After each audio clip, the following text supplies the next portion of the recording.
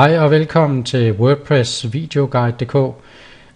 I den her video her, som jeg har optaget i høj opløsning, vil du helt klart få mere ud af det, hvis du maksimerer videoen, så den fylder hele din skærm. Det gør du ved at klikke på det ikon helt nede til højre i videoens hjørne. Hej og velkommen til den her introduktionsvideo, hvor jeg vil vise dig på computeren her, hvordan man installerer FileZilla. FileZilla er det FTP-program, som du skal bruge til at uploade alle de WordPress-filer, du har brug for at installere WordPress.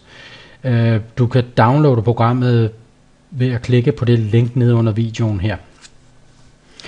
Først og fremmest så skal du også klikke på det link, og så kommer du frem til den her webside.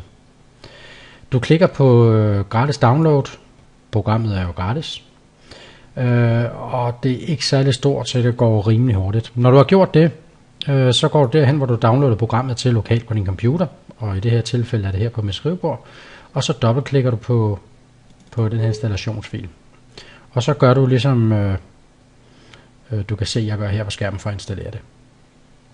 Det er i virkeligheden rimelig nemt. Det er bare at trykke næste og næste hele tiden.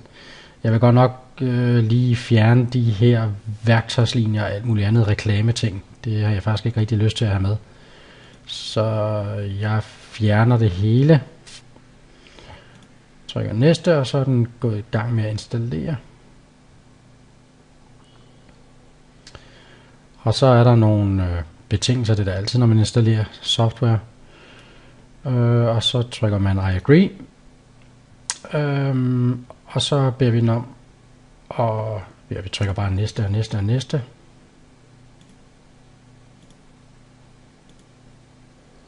Indtil vi kan se, at den går i gang med at installere. Når den har installeret færdigt, så kan du sådan set gå i gang med at overføre filer via FTP med programmet med det samme. Lad os starte med at gøre det.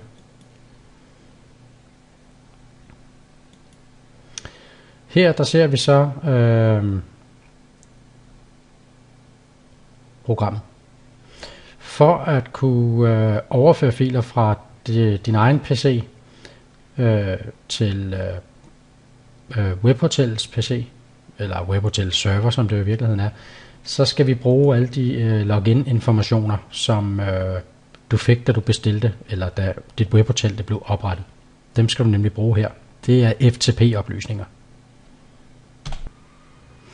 Jeg har nu indtastet de logon-oplysninger til web-eksperimentet.dk, som jeg har fået af information fra min webhoteludbyder. Derefter trykker jeg tilslut, og så kan vi se alt, hvad der foregår af dataudveksling foregår heroppe. Men det vi skal koncentrere os om, det er de to vinduer her, eller det her vindue her og det her vindue. Det her vindue, det er nemlig der ligger de filer, som ligger lokalt på computeren, og herover der har jeg webserveren. Så når jeg overfører filer herfra og herover, så vil det automatisk blive uploadet til serveren, og så hvis det er WordPress for eksempel, eller hvis det er billeder, eller uanset hvad det er, så vil det automatisk komme ud på internettet. Så det er sådan set meget simpelt. Mere er der ikke det.